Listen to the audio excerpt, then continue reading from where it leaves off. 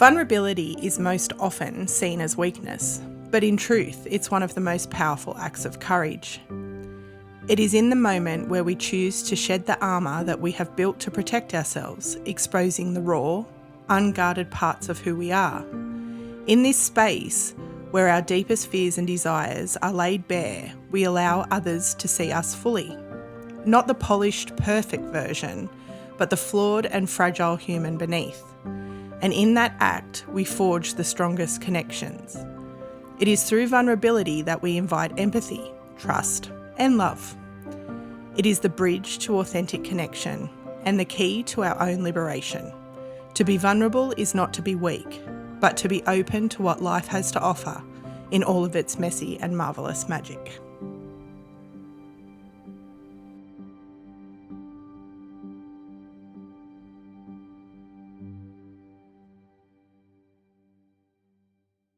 The team at If These Trees Could Talk wish to acknowledge that we are gathered on the traditional lands of the Wanneroo Nation. We would like to recognise that we share our stories from the stolen lands of our nation's first storytellers. Our conversations in many ways follow their traditions of storytelling and sharing knowledge and experience.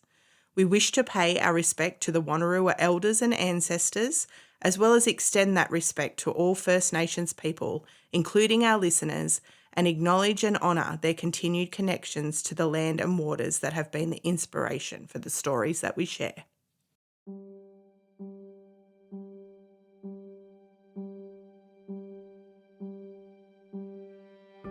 I was in crisis.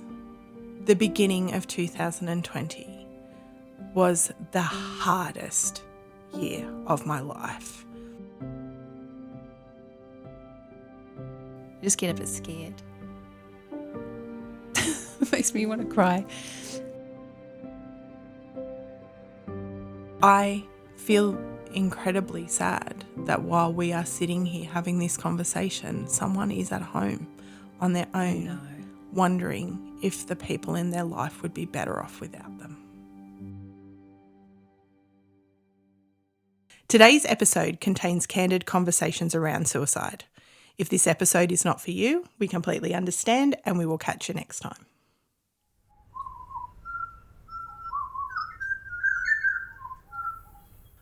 I've been looking for a survival story to share with you guys, and I had a few episode plans jotted down in my gorgeous little notebook that Megan made me, that's covered in fabric that she designed with little podcasting turtles swimming around on it that are saying, "If your dreams don't scare you, they are not big enough." She gave it to me when we started our podcasting journey, and I'm someone who needs reminding that I can do the wild things that pop into my unhinged brain. Because without being reminded, I tend to convince myself otherwise. Megan is very good at reminding me and encouraging and supporting me to recognise my full capacity as a human. Today, we also have my beautiful friend Rach here joining us. Hi, Rach. Hi. I collect New Zealanders called Rachel because they are the best breed of humans. Rachel is also the most skilled person I know at sitting in the tough stuff with me and everyone who is lucky enough to have her in their lives.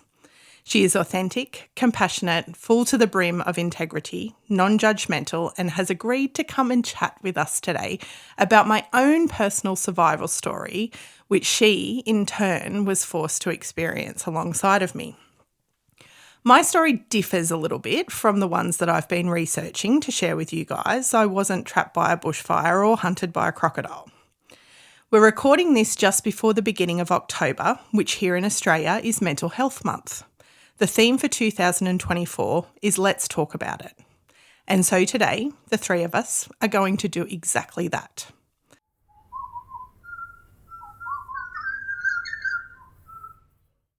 In 2020, I was one of the 65,000 Australians that attempted suicide. This doesn't make me special. What it makes me is a frightening statistic.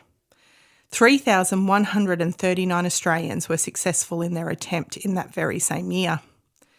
In the following 4 years, I have been lucky to have a few very close friends and a solid family and professional support network who have allowed me to talk freely about my experience in the lead up, during and following my suicide attempt. But what I have learned is that in the outside world, the S word is about as palatable as using the C word in front of your grandmother. When we talk about big dreams, I dream that one day we will talk about suicide prevention the same way we do about cancer. That the sufferers of ill mental health will get support and recognition for the sometimes fatal yet completely invisible burden that they carry. And please don't take that as a dig at cancer patients who absolutely deserve every bit of support they receive. Someone I love very much lost her battle with cancer, and I am so grateful for every single bit of support she was afforded. Her fight was long in comparison to her lifetime, and she gave it her all. And if she was here, she would be totally on board with me using that comparison, especially as the impact of losing her was the heaviest of burdens for the people she loved to carry. Before we start, I want to let you know that in this episode description, we have a list of helpful numbers. I want to acknowledge the people out there that are searching for help, for community, for knowledge, and for acceptance. This conversation is an attempt to assist in all of those things, for all of us. Healing comes with acceptance of the hard parts, and if I didn't listen to or read the things that people popped a trigger warning on because they might be dangerous for me, I wouldn't be here. Not just in this room or having this conversation, I might not be here at all. I trust that you know what you can handle, but I want you to know that if our conversation today brings up anything for any of you, that those numbers are there for quick access. If you want to share something privately, you'll find our email on our website, which will also be linked in the episode description. I also want to be clear that we are not mental health professionals. We are just regular people with lived experience. I'm sincerely hoping that you might find some of the things we chat about today helpful. But the best course of action, if you are not in a great spot, is to talk to someone specialised to assist you in what you are facing.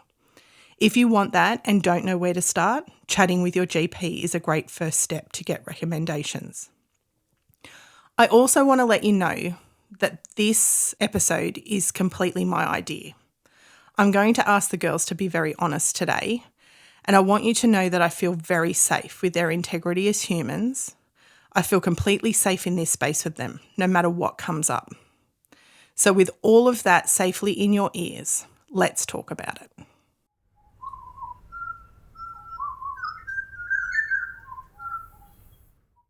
So Rach, to start off, I'm going to ask you to describe me as if you were a person who was meeting me, say, at a social event for the very first time.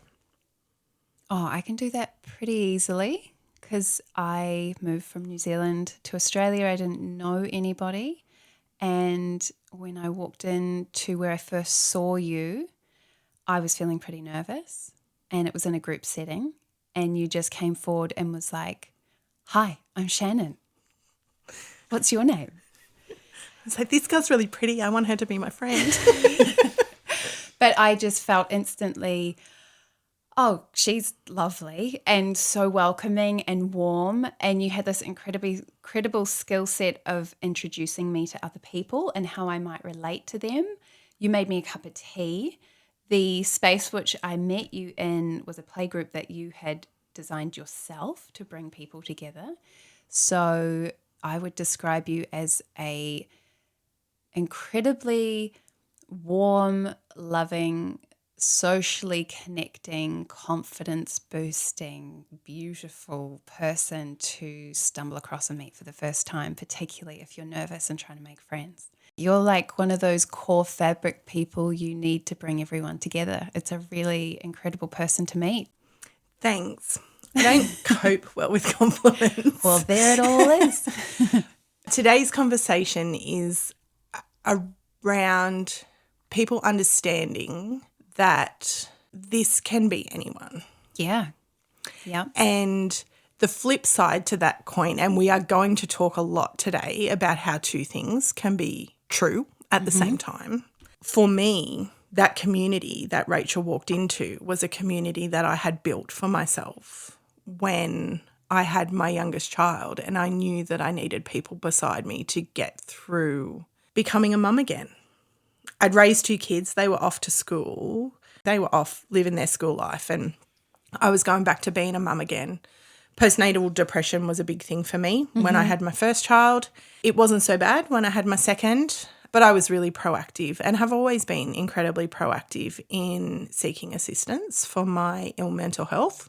I knew that this could possibly be a thing again, and my decision around that was, well, I'm just going to create a community of people who are going through the same stuff as me because they might need support as well. While Rachel says all of those lovely, beautiful things about me, and I love that that was her experience of first meeting me, the truth of that situation for myself was that I needed her and the other women there in that space as much as they needed the person to connect them to each other. Yeah, wow. So while we're talking about that, I might talk about the importance of community. Yeah, please do, because I didn't think I needed it. I am a very independent person, and my mum was quite concerned that I was in this new town, that I didn't know anyone, and she just kept at me about needing to connect and make friends and get community. It's the word she kept saying over and over again. And when I walked into that playgroup space to meet you for the first time, I was only going so I could tell my mum I tried, and then I left again. Because they're all a pack of bitches. Well, playgroups can be a bit like that. They can, yes. Yeah. Yeah, as soon as I walked in and met you and met the other women, and I noticed quite a few of us were swearing and we were a little rough around the edges, and I was like, oh, I could get behind this kind of playgroup. Then all of a sudden the world of community really opened up for me, and it was hugely impactful on my social life, my mental health, anything I've gone through that I've really needed you guys for. So it was hugely important without me ever realizing that it was going to open so many doors for me. I think our community is one of the things that I am most proud of in my life. I can take credit for organising a mother's group, and I did call it a mother's group because we were there for the mum. I was there for the mums, the kids. You know, I really like doing craft, and that was a little great side thing. But for me, it was about the mums. I think we have to acknowledge our privilege in this little circle of people because the people who showed up in that space are exceptional. We are very, very lucky to have the group of women around us that we have. Oh, yeah, absolutely. But I think we bring out the best in each other too, because we have that support and because we love all of each other like we do. I think we've been able to bring out the best in everyone. I think the tough part, we get sold this idea of the happy ever afters. We've talked about it a lot. When I grow up, I'm going to be able to drive wherever I want and eat as many Easter eggs as I want, and I can have ice cream for breakfast. And that's what being an adult is. Yes, I was so looking forward to it being just like that. And that's not at all what adulting is. That is not what adulting is. It's not what parenting is, and it's this bullshit happy ever after thing that we get sold, especially girls. I think, Disney has a lot to answer for. It does. And I'm okay without the Prince Charming. I'm just mostly cranky that the birds don't ever come and clean my house when I sing. Yes. How good would that be? The closest we've gotten is the Roomba, and it's not the same. I want a flock of birds. I do too, and I want them to sing with me. They never needed charging or emptying. They just flitted in and out. But we have been sold this story, and it's dangerous because I can count on both hands the amount of times that we have had to show up for each other. Yeah. I feel incredibly grateful for that, for all of us, not just for me, but for you when you went through your stuff, and for the other people within our network who have gone through some big, tough stuff and found a safe place to be completely themselves. And I don't think that that's accessible to everybody. And I think you're so right in using the word dangerous. It is dangerous to grow up thinking that as an adult it is going to look and feel a particular way. And then when it doesn't, and you don't have people around you that you can talk to about it being really different than you imagined, you're just alone with these high expectations that you don't feel like you're meeting, all these big events that are happening that you don't think are happening for anyone else. And that is a dangerous situation to be in. It is. And when you subscribe, which I think we all do at some point in our lives, to this happy ever after. Well, it sounds good, It does. doesn't it? We all want it to be like that. We do. We absolutely do. But when you get to a place that's sticky and hard and you have to keep up the illusion, The appearance.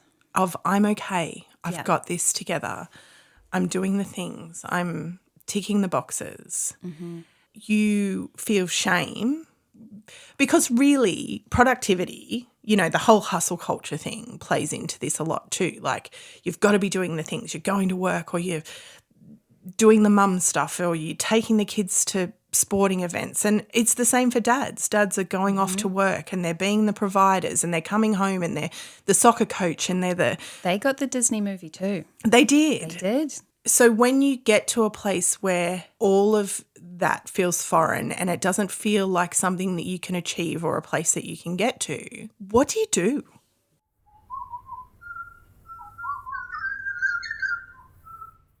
I don't want to just make this about people who have experienced suicide. This is about a mental health epidemic. Some people who attempt suicide don't have mental health issues.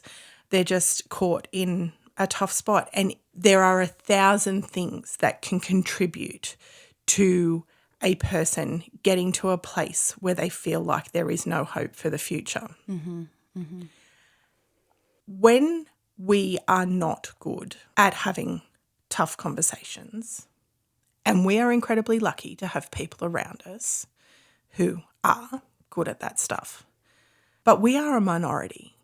Yeah. I have that support network and I still got to that place Yeah. where I had no hope and I felt like not being here was going to be easier on the people that I love than my ability to not cope was on them. Yeah. Until we get to a point where we can sit across from each other and have this conversation because we know each other and we've been here and we've done this before.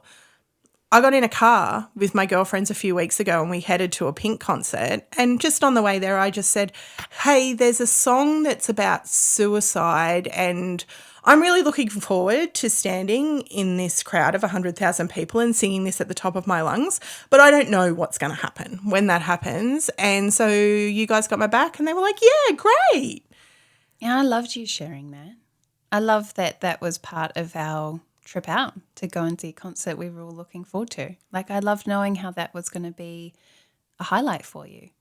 They didn't need to jump into action. They just popped their hand on my shoulder when we got to the rough bits, and I did stand there and I sung it, and I was so grateful to be in that crowd of those people and here, because I am a step away from that place now. Yeah. Yep. But that is foreign. And I still got there. I have this in my life. I have this support network of people, and I still got to that place. For me, it is important that we start getting comfortable with uncomfortable conversations, because maybe it will be me back there one day. Yeah. And I need to be safe to say to someone, I'm not okay. There are a lot of people who don't have that. The reason that I wanted to have this conversation with you is because you are so good at those tough conversations. I'm going to let the guys that are listening in on a conversation that you had with me before my suicide attempt. And then I'd like to talk a little bit about what the thought process was for you prior to having that conversation with me. I had safely had a conversation with Rachel where I had said to her, I do sometimes find myself thinking dark thoughts and contemplating what it would be like if I wasn't around anymore for the people that I love. And she said to me, do you have a plan in place? And I think that is such a brilliant question, because you immediately know how close somebody is to, if they have a plan in place, they are in danger. Yeah. And I said to her, yep, I do. And she was like, can you just tell me a little bit about that? And I did. And it wasn't a specific plan that I had on this time, on this date. Suicidal ideation is not something where you carve out time to sit down with a piece of paper and pop together in a little flow chart what your plan is. Suicidal ideation, and I think it's really important for people to understand the vocabulary around this because it makes it easier to talk about. Yes, absolutely. Yes. Suicidal ideation is the same as you being in the car driving to Sydney and thinking, oh, I forgot to cut my toenails. It is a thought that pops into your brain and it might just float past or you might come back to it. And for people who are in a really, really dark place, it's almost a calming effect. It's almost like mindfulness where when you feel like there is no other choice, when you are in crisis and your life is too big for you to manage, you have an option. And even just the thought of there's a choice here is enough to calm your nervous system for a little second. Like you're saying that those thoughts can sometimes just pop in your head, but will it kind of catch you out on a day that feels more crushing than others? It could catch me out on a good day. Yeah, okay. Like it might be I've woke up from a dream at 2 a.m. and I'm just laying there trying to get back to sleep and my mind will just naturally wander there. Wow. It's almost like a fantasy. Yep. I'm not thinking about it as... It's almost like a crush. Yeah. You know how you kind of romanticize around a crush and those thoughts can just whiz in and out? Mm-hmm. Like that? That's a really great way to describe it. Like the infatuation, the romanticizing. Thing of having that space to breathe. Yeah. It is a very dangerous space and any health professional will tell you that once you reach the ideation stage, it's tough to pull yourself back out of that space. And I'm in a very great space now and my brain still goes there. I am not at risk currently of taking my own life. I am incredibly safe. I am well supported, but my brain still goes there sometimes. If you were to describe a day where that was happening a lot, like how often would you have those thoughts? Currently, it might be once or twice every couple of months. Wow. But like on a bad day? On a bad day, I might ruminate on that thought for an hour. Wow.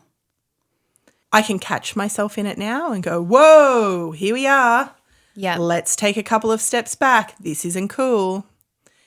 I've gone a little bit ahead of myself because I wanted to really focus on what you put on the table for me. Mm-hmm.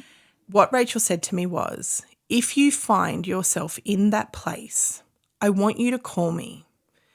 If you take off into the forest, and this is why it's my forest survival story, because that was the plan.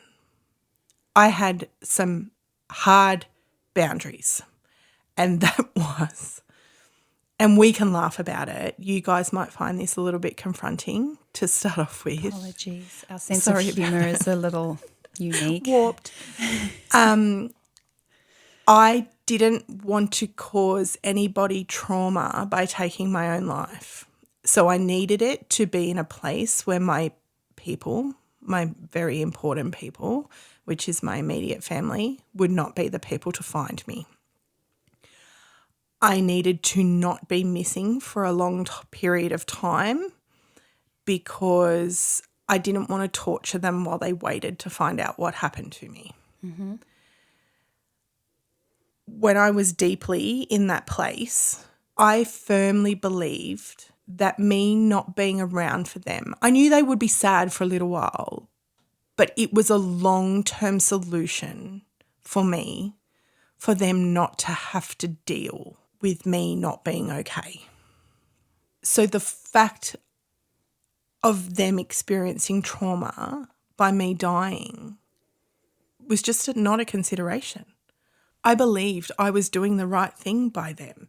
And that just gives you a glimpse into the rationale of the mindset of somebody who is in that space. Because here, 4 years later, I can 100% say that not only has my choice to attempt suicide impacted the people that I love in a lasting way, but it would have traumatized them till the end of time.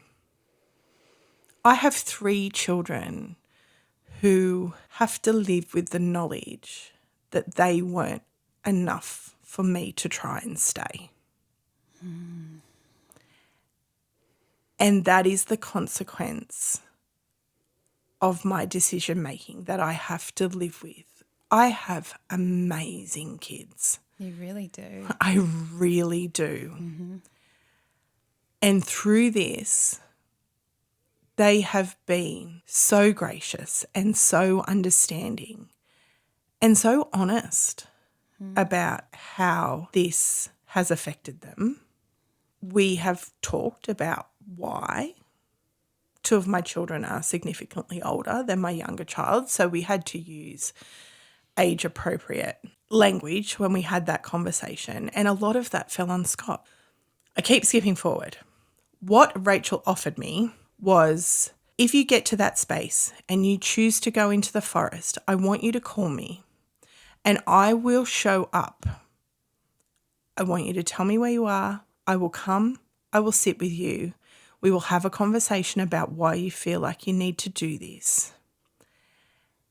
And if I can't convince you otherwise, I will leave you and I will know that I have done the best I can and I can be your friend in that space.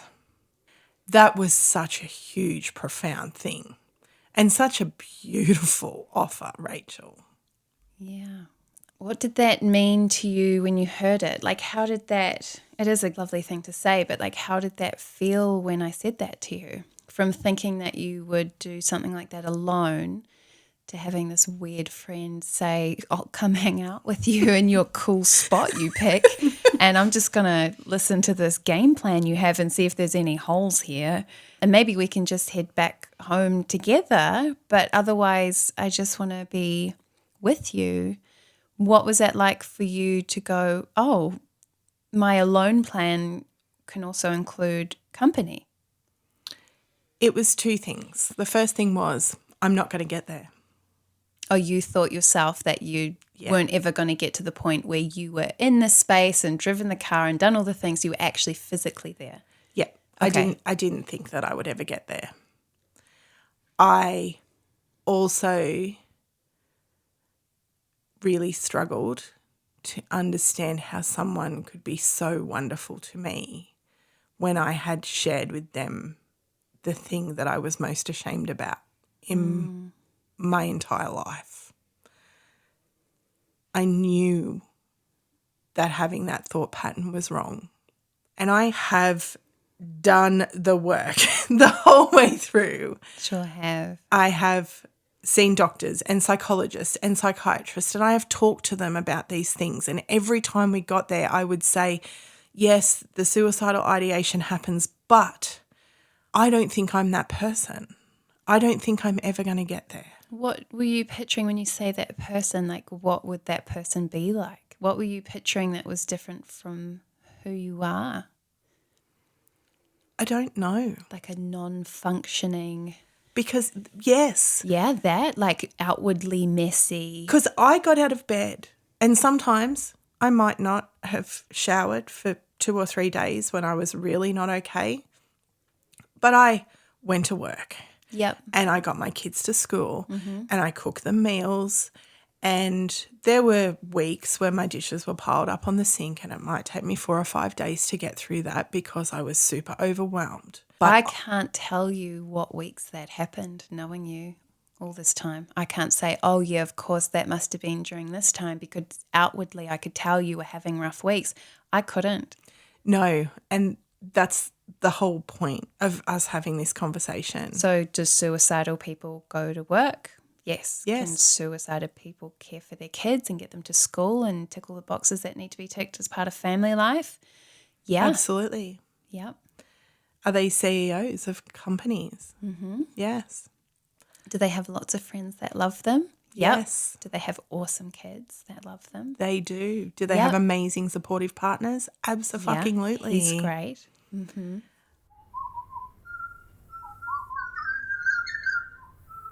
I was in crisis. The beginning of 2020 was the hardest year of my life.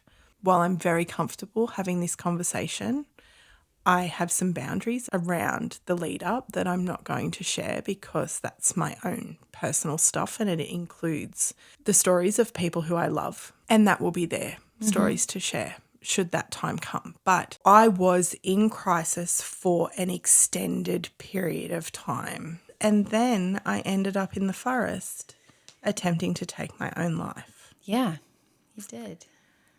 We had a great weekend. We had been camping. Yep. Our little coven of witches had gone off into the forest with our flowers, and we were celebrating Rachel's hens party that wasn't allowed to be a hens party because she was getting married. So I didn't want to have a hens party, but I did want my friends to have a hens party for me because they wanted to do that. So I was feeling rather indulgent, like, aren't I being lovely, being a bit uncomfortable, letting them celebrate me in this way that they'd like to. During that evening, something slipped out. And I sucked it back in and did the yep, it's all fine, everything's okay. And I know that Rachel went to bed that night and she said to our other friend, oh, that's icky. That's not as good as she's making it out to be. Yep. And the next day, after everybody had gone home, you checked in with me and you were like, can we talk about this a little bit, please? And I said to you during that conversation, what if I am just bad? Yeah, I do remember that. And I remember when you said it, you really meant it. It was the first time I had spoken that into the world, which has been my greatest fear. And now that I understand what my mental health condition is, I can really have a clear grasp of why I got to that place and why I felt that about myself. But my greatest fear was I was surrounded by these incredible people and I had imposter syndrome the whole time. I felt like I didn't deserve their friendship, and if they were ever to find out who I really was, that this house of cards that I had built would just crumble and I would lose all of them. I was scared that I had done that by speaking that out into the world, and you guys did great. We talked it through and you guys left. Yeah. Not worried about me. No, I want to be really clear. They just didn't all go home and go, man, fuck her. Like, they made sure they checked in. Are you okay? I call it like the zip up. I made sure that Shannon was zipped up, as in this big vulnerability piece had fallen out, and I watched on her face go, uh-oh. And so that night I remember going to bed and turning to a friend and saying, I don't feel that good about that for her. Like, I don't feel that she's doing okay with that. So in the morning I checked in, made sure she felt really safe, made sure she felt that we were going to take good care of her, that she was zipped up and she was good for the day. She assured me she was, and then off it went. We make this joke all the time that people have wristbands that say, what would Jesus do? I have one that says, what would Rachel do? Sorry, Jesus. You got competition. Rachel is so good at emotional regulation and just showing up for people and sitting in that space. And I was like, oh, I just want to be like her when I grow up. But now I listen to her talk about me in such a beautiful way. And I didn't pay her to say that. She actually means it. So to hear her say that when I just thought, oh, she is the person. She is what I'm aiming to be when I grow up. We had that conversation. That was a really amazing thing for you to say. And it put me in a space where I was like, oh, okay, no one's perfect. No. It's not just me. No. No and one's I want to perfect. look across at my friends and we're on the same playing field, right? I don't want to be looking across at my friends and they're wearing the I Love Rachel glasses. It's like, Can I see your eyes, please? How do you feel about this now? Obviously, every podcast that we've ever done has got bad people in it. You are most definitely not a bad person. Can you see this clearly now? Do you need reminding? I need to remind myself all the time. Yeah, I think you will have that on your shoulder your whole life. I will. Yeah, you and will. I understand it now because it's a symptom of borderline personality disorder. There is also a beauty that comes with that because Oh, do tell. I don't hold judgment for other people. Yes. Because there is nothing that anyone can say to me that I'm going to find more shocking than the things that I say to myself. Yeah, wow. Wow. That's a lot of robustness based in absolute untruth. Absolutely it is. And it's why I still go to a psychologist, and it's why I have a peer support mental health network, and it's why I have a psychiatrist and a GP and a partner who has to remind me all the time that I'm not the devil. This has been a really long way around, and we haven't scripted today's conversation because I just really thought the beauty lies in the authenticity of the honesty that we can sit around this table and have this conversation. But I want to ask you, because people like me are not the only people who suffer when someone attempts or is successful at a suicide attempt. It's the people who live alongside them. And I know this better than anyone because after supporting myself, which I immediately went into hospital after my attempt, I did 5 weeks in a mental health facility. I came out and towards the end of the year, I went back and did another 5 weeks, and that included really intensive therapy. But during that time, my incredible support network of people were like, yeah, you go and do that. And they had to deal with their stuff and what I had caused on their own. I wanted to talk to you about this because I know that you will be honest with me. Mm-hmm. I want to know what it was like for you when you got that phone call from Scott when he was searching for me.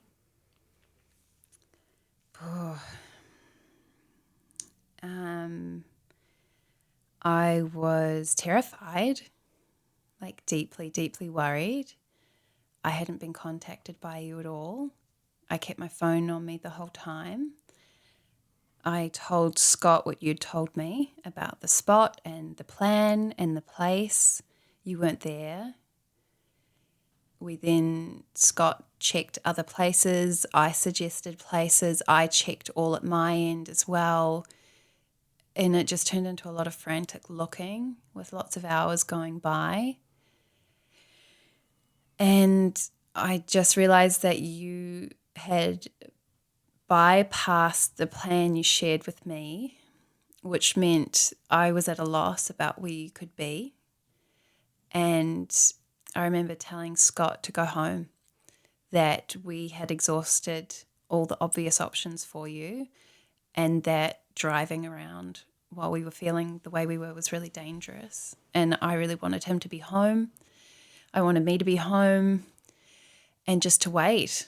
And then just hoping that you got the help you needed from where you were at your end when you decided you were ready for that. If you decided you were ready for that. It was awful. Truly awful. What would you offer? Because there could be people who are listening to this who have been in your situation. You maintaining your friendship with me comes at a cost, and you have been honest with me about this, that you have a fear that you could lose me. So we were at this wedding. I really struggled with my emotional regulation there. I just found myself bursting into tears because I was so elated for her and I was with my people and it was so wonderful, but I was still incredibly fragile and I was embarrassed that I could not get my shit together. I kept going off to the toilet to have a little cry and dab my eyes, and I'd come back and I'd try and get back on board, and because everyone was having such a great time and I really was having a great time, and I'm usually so good at masking it. But that night it was just all of the things and I couldn't do it. Yeah. I couldn't hold that mask up because this was probably one of the first social events I had been to after coming out of hospital. I called Scott and he came and picked me up and I just said a quick goodbye to everyone and I headed off. Yeah. Yeah. And I was not okay. No. Nope.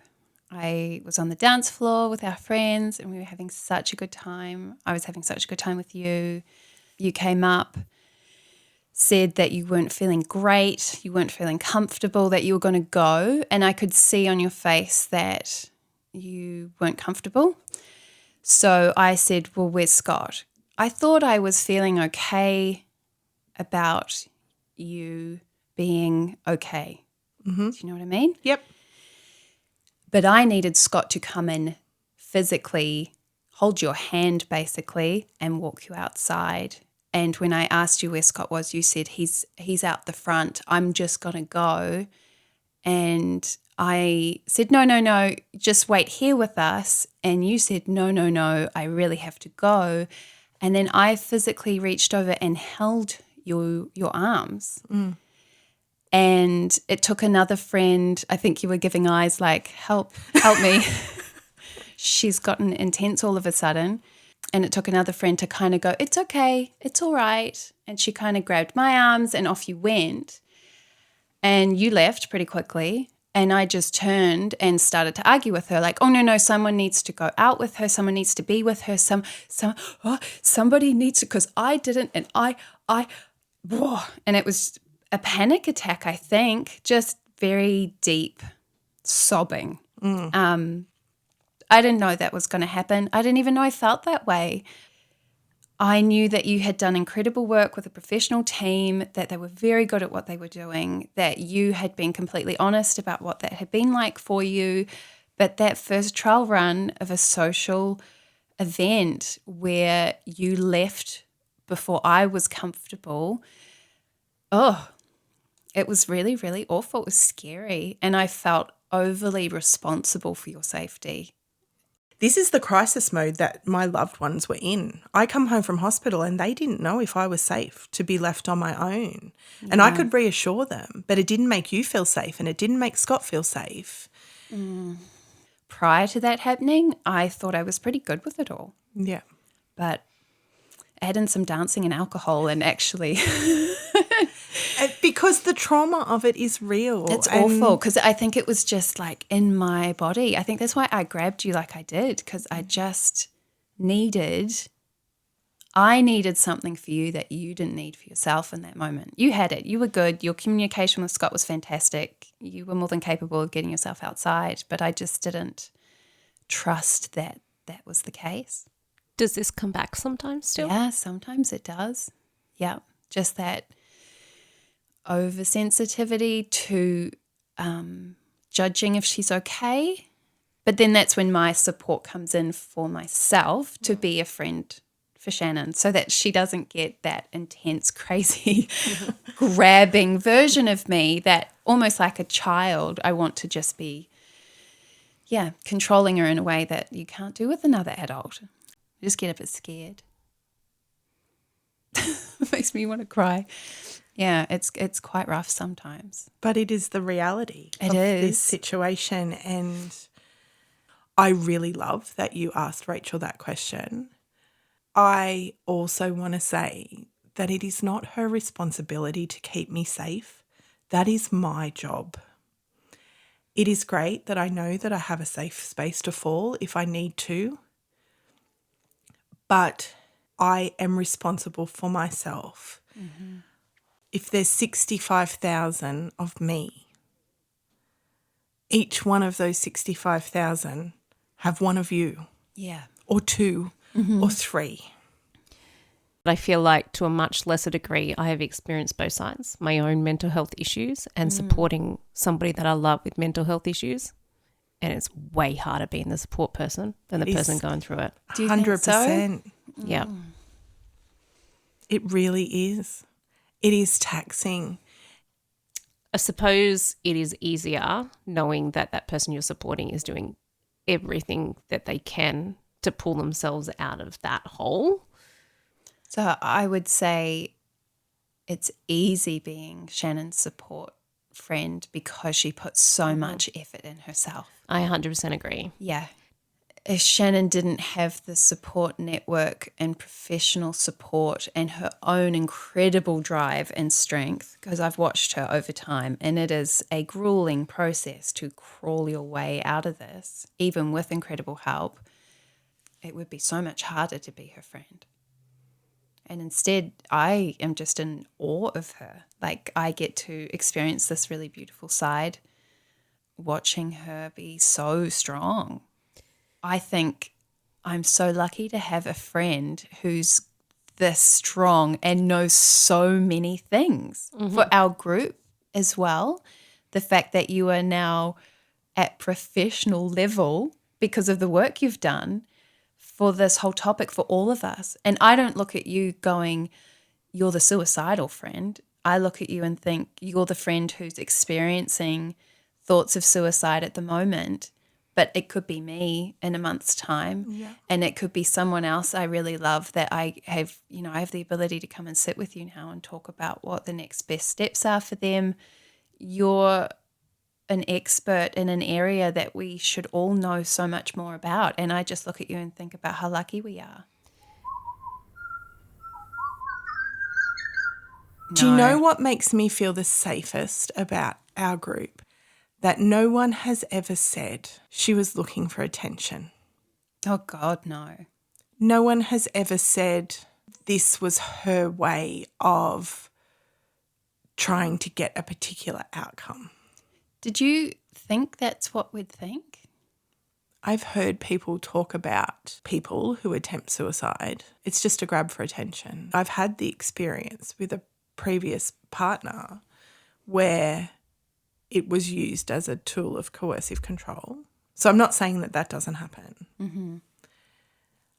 What I'm saying is that you or I or Megan or anyone has no way to tell the difference between someone who has attempted to take their own life and what that meant for them. Mm. I think it's the thing that's damaged me the most, because I would rather die under a rock than expose my own shame. Wow. And the fact that I am here having this conversation on my podcast in a public forum is a reflection of the amount of work that I have done. It's also a reflection of my desire that other people out in the world find people who can have conversations like we can. Mm. Because that is the thing that is going to save people's lives. And it doesn't have to be in the same format that we have it, because we are unique to ourselves and each person's experience is unique to themselves. What brings them into crisis will be completely different to what brought me into crisis. I'm thinking you will always, when you attempt to have these conversations with people, you will always have to show them your shame. I don't think you can ever have these conversations where you don't bring that along and go, there's this little bit of me here. It looks like this. It's awful. I just really didn't want to show you, but I have to. And there's a liberation in it, because Yeah, what happens? like me sitting in that space with you saying, I think I'm just bad. Like, I think I'm the worst kind of person. What happened when you said that? Did it stay the same size, or did it dissolve, or what happened? Because it was this big, powerful, controlling thing you could never share, and then you said it out loud. What happened to it? It was great in that moment, but then I went home on my own and walked back into the reality, and my crisis was still all there waiting for me. And it began the spiral of I deserve this. This is my fault.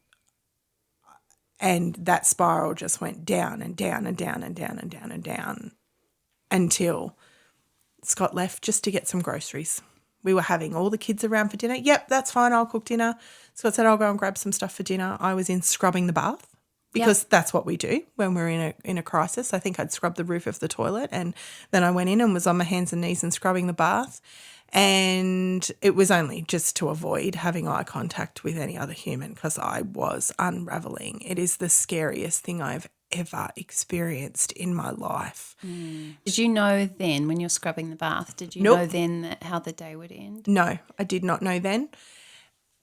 Scott came in and said, I'm just going to go grab some stuff for dinner. I'm like, yep, great. I said, can you get me some of those passion fruit soda waters? Yeah, sure, no problem. That's a future Shannon request. That's a future Shannon request. And I stopped scrubbing and I sat there on my hands and knees and I listened to him drive down the road. It was the window. So it happened that fast. It happened that fast. And I went into the kitchen and I gathered the things that I needed. I grabbed a blankie, a piece of paper so I could write something down for my kids. I turned my phone onto aeroplane mode and I went in the exact opposite direction that I thought that they would look. Yeah. So you know by that moment then. As soon as he left and I had a window, this was it. Done. And your promise that you made to Rachel?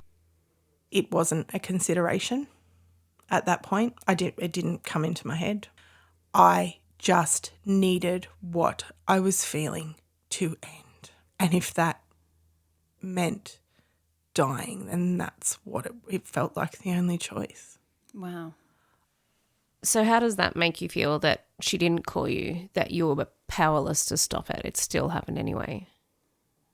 Oh, just that she was in a really bad place. Just that it must have been really, really, really bad. I really did believe that she was genuine about wanting my company. Like that conversation we'd had was really good. I felt very secure in that with her. And then when it played out and my phone just didn't ring and we didn't know where she was, I just knew it was so much worse than where it was when we'd had that conversation. I don't know what it feels like to spontaneously human combust, but I felt like that's what was coming next for me. Inside of my body, I could have torn open and that alien thing, you know, the Sigourney Weaver movie, could have crawled out. That is where I was at. I jumped in the car and I drove. I picked the first road off into the forest that I could find, that I didn't think that they would look for me, because I was super worried about passing someone. It was frantic. It was the exact same level of franticness as when Scott called me and said that Charlie had dislocated his knee. Yeah, that same primal Get in the urge, car, go. the ambulance is on its way, you'll probably beat it here, there's no need to rush. But you can't not rush. You can't not rush. Yeah. I drove Sandy Creek Road like I was in a Grand Prix. Yeah. It is that same level of urgency. Wow.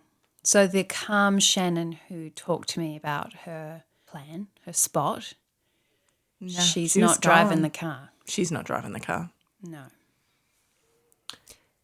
Even if I had called you, I don't think I would have needed directions by the same you would have needed Like, can we directions. just stay on the phone? Can you drop a pin? Yeah, I didn't want to be found. Yeah. And when I woke up in hospital the next day or the day after or whenever I was coherent enough to have a thought, I have very little memory of those first few days in hospital, and that's obviously a byproduct of what I did to my body. I immediately reattempted. Yeah. Now, I'm going to just take a step back here because I want to tell you, prior to my suicide attempt, Scott had taken me to the doctors maybe a few weeks before, and I said to him, I'm not coping. I would like to go to hospital, please. And he said, no, I don't think you need to. We talked a bit about it because I was to him like I am to you now. I was having a rational conversation with him. I'm not okay. things are really tough for me. I need some additional support. I would like to go to hospital. I had a really great role model growing up of somebody who knew when they needed help and they would advocate for themselves in that space. I feel like having that person in my life has put me in a really great position to want that for myself as well. So I fronted up to the doctors and said, I think I need to be put in hospital. No, I don't think you do. Here's some additional medication. Go home. Scott was with me. He wasn't super happy with that, but I, of course, assured him it'll be okay. This is the right thing. Yes, maybe I was being too dramatic. Maybe I don't actually need to go to hospital. Then we went through the attempt. I ended up in hospital. When I was coherent enough to have a rational thought, I went out to the nurses and I said, I feel incredibly unsafe. Do you think it's possible that you could sedate me? She said, oh, we'll see what we can do. Just go back to your room. And I went back to my room. I was in the public system at this point because the private health system will not accept you if you are suicidal. And that's for a very good reason. They don't have the resources available to handle a number of people who are incredibly unsafe and the impact to the other people in that facility as well. So the public system is the port of call when you are extremely unsafe. I went back into my room, I waited in my bed, and I reattempted. I was rational enough at that point that I stopped before I did any significant harm to myself. And I went back out to her and I said, I'm not okay. You guys have left all of this stuff next to my bed and this is what I've just used it for.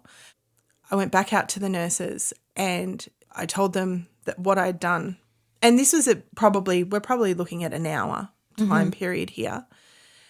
And they said, okay. And they followed me back to the room and they said, grab all of your stuff. We're going to move you down here. And they moved me into the high, it's like ICU for the psych ward. I can't convey how scary this was. It felt like I was in prison. I didn't know anyone. I had no support. My family weren't allowed in at that stage to see me. I think I might have just stayed in my room all of that night, and the next day they said, come out and have breakfast. And I did, and I sat down across from a lady who stood up and went to the nurse's station and threw a chair through the glass and said, this is that fucking bitch I've been telling you about. She's here. This lady had paranoid schizophrenia. I didn't know that. I just walked into a room. There was her, another gentleman, and a man who was so heavily medicated that he was almost catatonic. This woman honestly believed that I was someone who was sent there to murder her. They did what they needed to do to take care of her. I was terrified. I was so scared.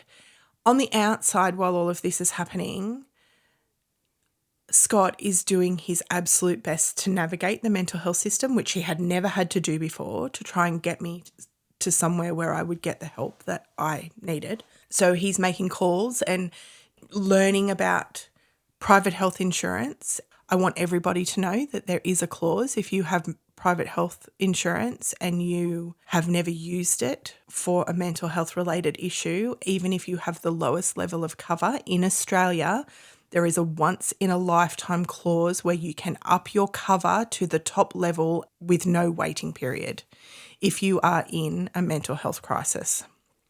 Somebody was wonderful enough to tell him that.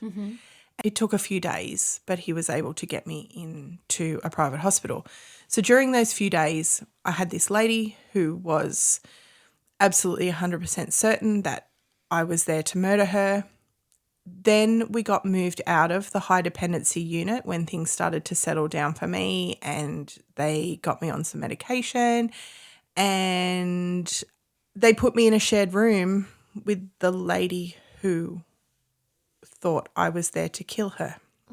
Oh dear. I was terrified. It was the best thing they could have done. this woman had obviously was a long-term patient. She had been there for a significant period of time, I would say. I went in and I put my stuff down and I quickly packed the few things away that I was allowed to have. Scott and Elsie went and bought me Peter Alexander pajamas. It was the first time I'd ever had them. And then I had to cut the cords out of them. That's okay. The lady was like, I'm so sorry, but we have to cut the ribbons off. Right. It was so all right. I'm like, just cut them. I want the Peter Alexander. So I went in and I packed my few pairs of Peter Alexander pajamas away, and I just went around the corner and I said, I think I knew her name by that stage, and I said, would you like some help packing away your stuff? She had no idea I was the same person. Wow. And she said that'd be really great. And so I sat there on her bed and folded her clothes and she put them away into the wardrobe. And it was only then that I realised what these guys were doing. I was in this place and I was so friggin' scared because it was so foreign to me. I'd never experienced it before. But they knew exactly what they were doing. They put me in that room because they knew for me to survive, I needed somebody to take care of. And she needed you. And she needed me. I left that facility 4 days later and she was the only person who I wanted to say goodbye to, and I cried. Oh, God, it makes me cry now. I cried and cried leaving her behind because she had no support network. Oh, Shannon. Our hospitals are fucking full of people like her.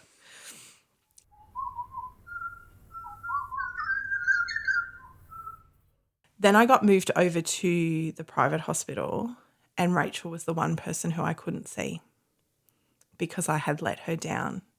She had given me this incredible gift. She kept reaching out to Scotty, and Scotty was coming to visit me every day, and he kept saying, Rachel would like to come and visit you. Rachel would like to come and visit you. And I kept saying, not yet, not yet, not yet. Because I knew I had to look her in the eye, knowing that she gave me that incredible gift and I did not take it. And seeing her was the hardest thing I had to do. And it was perfect. It was great. She come in and she sat on my bed and we looked at the art therapy I'd been doing, and it was so lovely. Seeing you was the easiest thing. Yeah. Like, because it's going to make me cry, but like being able to see you was the easiest thing because you were there and you were okay. But I just felt like I had let you down. You didn't. I think you did the very best you could in a really, really awful spot. And I was just so happy to look at your silly craft and be like, oh, look what you got to make. That's cool. Oh, there's a pool here. You get to go and float. Yeah, these activities sound great. It's a shame you've got to be in this state to enjoy this program because it seems lovely. Yeah. But, you know, while you thought it was the hardest thing to see me, being able to see you was the easiest because you were there to see. Who am I not to have this conversation? I have the privilege to be able to afford healthcare. I have the privilege of having an incredible support network around me. I have the privilege of access to really specialised services that support me. There are people out there who don't have that. And until we get really great at having these types of conversations, people are going to continue to end up in these facilities and they're going to continue to die. And Shannon, you've spoken to me before about the plan that you made while you were in hospital of what you will do if you were in that situation again. Yep. And you still come back to that plan? I have that plan in my wallet, in my phone, and in my diary, and in my handbag. And Rachel's part of the plan? Rachel is part of the plan, yes. I love that you've put it everywhere. Mm-hmm. Has it worked? Have you pulled out the plan? I have pulled it out, but it wasn't in a moment of crisis. Okay. Like a trial run? Just wanted to check and make sure it was there and make sure I had the things. I should almost ask you, like, every now and then, like, Shannon, quick, run me through the plan. Check your wallet and just, I'll time you. Go. Having a suicide prevention plan, carrying that is It's no different than an EpiPen. Nope. It's no different to Than a medical diabetes bracelet. medication. It's the no same. different to an asthma puffer. Do we have any words of wisdom for people who might listen to this and go, well, I'm not strong enough. If it takes that much strength, then how am I going to be able to do it? I did think about this because some of this sounds daunting. My only thought is that I'm sorry, but it's worth it because I love someone that is suicidal at times, and it's worth it for me, for her to try this hard to be here because I need her in my life. While it seems strong that I'm here and I'm talking about it and we're having this really candid conversation, and it has been tough to claw my way out, but I started using a building block analogy. And that building block was putting one on top of the other, and I had to find things to show I was stepping forward. So the first building block might be getting up to use the bathroom and just not pissing the bed. Nice. The second one might be brushing my teeth. The next one might be combing my hair. And that might be the only 3 that I have for today. And that's okay. And I might only get 2 tomorrow, and that's okay, as long as there's not none. Then in a week's or a fortnight's time, Scott would come into hospital and he'd say, how many building blocks have you done today? And I'll be like, I've done 14 because I've had a shower and I've washed my hair and I put on some lip gloss and I went to a class this morning and I went for a walk and I did some yoga and I did a meditation session this afternoon and I came back here and I did some journaling, and that's the start. But let's cut and paste that for anyone. Situation where you have reached a very low, dangerous level. So the loss of someone you love, the loss of a child, the loss of a parent, like when you are in deep grief or depression, or things in your life have changed so drastically that you're not coping anymore. It is always back to brushing your hair. It is. Yeah. The kindergarten teacher in me wants actual tactile building blocks, please. I'm so getting I feel some. like when you're 18, they should come in the mail. And you're like, you're an adult now. Congratulations. You've enrolled to vote. Here's your building blocks. Yes. Please make sure you follow the building blocks. Yeah. I'm really disappointed in the experience that you were given in that time that you needed support more than anything. That makes me angry. The whole system, how do you fix it? So you mentioned having difficult conversations like this. What do you think's going to happen now? We make it safe for people to feel like they can go and get help. We continue to have these conversations, and I'm going to tell you where it starts because people listening might be, not my family. You know, there's no mental health stuff here. There's no, we don't have to make this a safe space for us. Not my friends. Everybody needs to make this a safe space because you are all contributing to the problem. We all are. I'm doing it. You're doing it. Megan, you're doing it. And it starts when you walk up to someone in the street and you say, hey, how are you? And then they reply, good. How are you? Good, thanks. Isn't the sun nice today? How do we restructure that sentence? We say, hey, how are you going? And when they say good and don't think about it, well, let's start with ourselves. Let's not try and control what other people do. Let's start with ourselves. And when someone says, how are you? Don't immediately answer because that's what we've been conditioned to do. We need to stop that. We need to stop and think and answer honestly. And I'm going to tell you why this is important. I have signed up to do a fundraiser for Talk to Me Bro, where we're doing a walk and I'm raising some money. I shared a little bit about my story in the profile for this fundraiser. It's only a snippet of what we've talked about today. I just shared that on my normal Facebook profile. I got 9 inbox messages. I got more than 9, but I got 9 specific inbox messages saying, thank you. I've never felt comfortable to talk about where I'm at. It was people who I went to school with. It was people who I used to work with. these people who are just existing alongside of me, Seeming okay. I just put a little snippet. That was enough for them to say, fuck, you too. Hey, how are you going? Is an opportunity to connect with someone. That's why you do it. Yeah. We have to stop being polite and start looking at it for what it is. If we stop and think and we go, yeah, I'm doing good today, but I had a rough day yesterday. You know, the tire on my car blew, and what you are offering them is an invitation to go deeper than, good, thanks, how are you? Let's start there. And that's where we can make the difference. I can say, had a shit week this week. I had a panic attack on Thursday. Yeah. And I haven't had one of those for a really long time. And it kind of come out of the blue and it shocked me a little bit. And I've got a bit of an emotional hangover over it. How's your week been?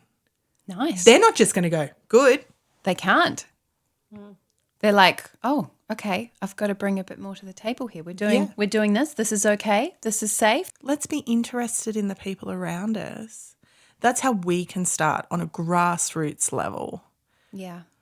Let's make it normal, not just to be good.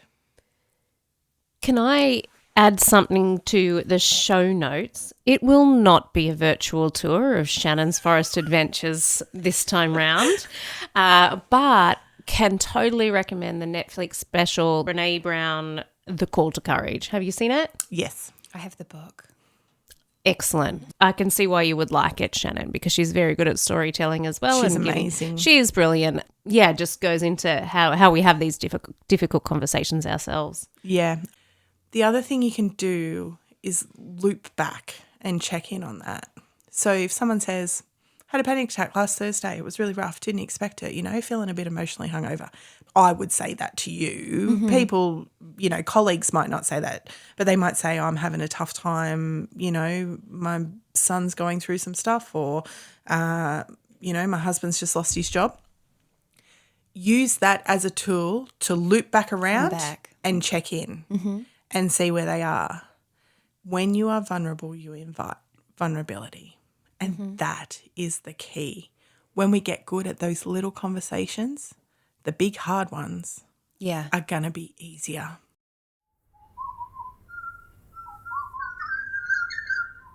I want people who are listening to this who maybe have loved someone who has attempted suicide or who has been successful. The responsibility for my well-being lies on me. I am asking you guys to do a hard thing, and that is to get good at uncomfortable conversations. And what that does is makes the world a safer place for people like me and the 65,000 other Australians and the people who have been successful. It makes it easier for us to ask for help. I don't think it's people like you, though. I think it's safer for people. Everyone. I can't say confidently that I won't feel suicidal in my lifetime. No. I don't know what's around the corner for me. So it's safer for people, all of us. And if you had had this conversation with me in 2019, I would have said the exact same thing. Yeah. I'm not one of those people. But we all are those people. We all are those people, and you don't know when you are going to need someone to be okay with you saying, I'm not okay. Yeah. Yeah. I feel incredibly sad that while we are sitting here having this conversation, someone is at home on their own, wondering if the people in their life would be better off without them. I know. That is incredibly hard. If me sharing my story lets one other person feel seen, it is absolutely worth it.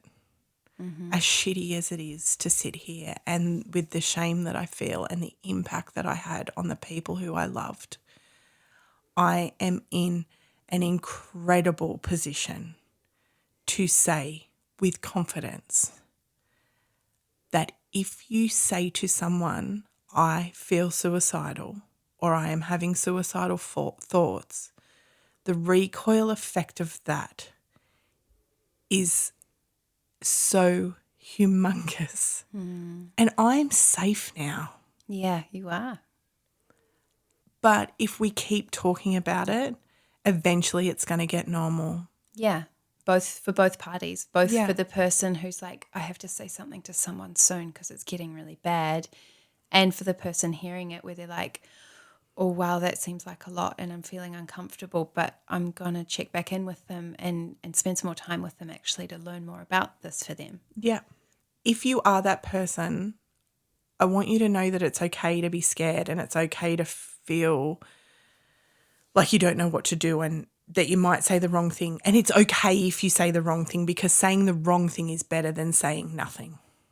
Are you talking about it from my perspective? And I would say the exact same thing about if someone comes and talks to you about that.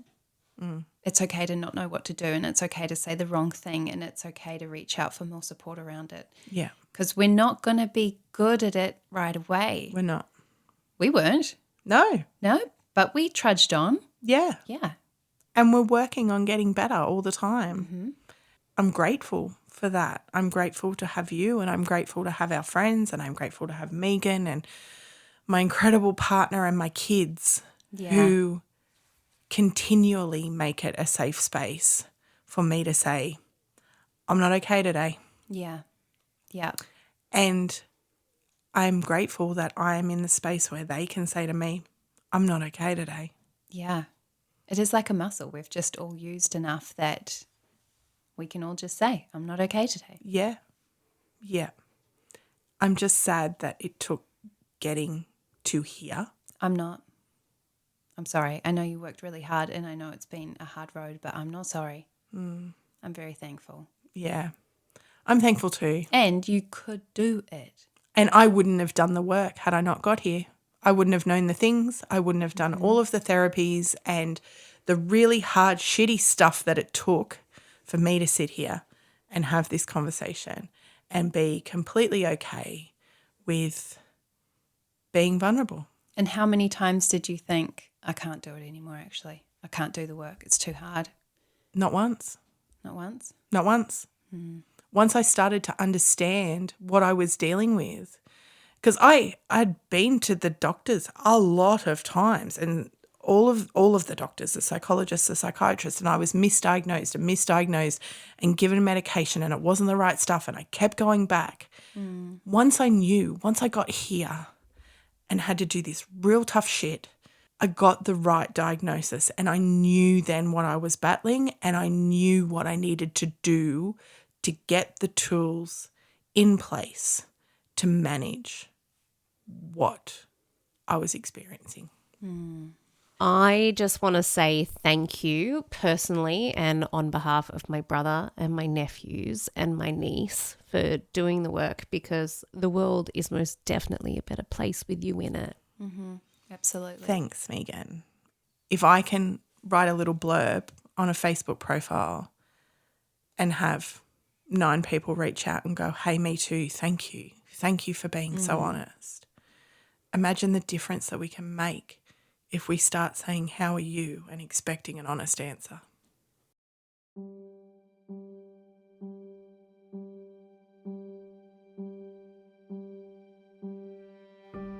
Thank you for making it all the way to the end of this particularly sensitive and difficult episode of If These Trees Could Talk. If you or someone you know needs help, please go to our website for a list of free support services. Remember, reaching out for help is a courageous step and you don't have to walk this journey alone. We hope this conversation brings awareness, understanding and compassion to those who may be struggling. Together we can break the silence, offer support and create a world where mental health is openly discussed and where help is always within reach. Stay connected, stay kind and take care of yourself.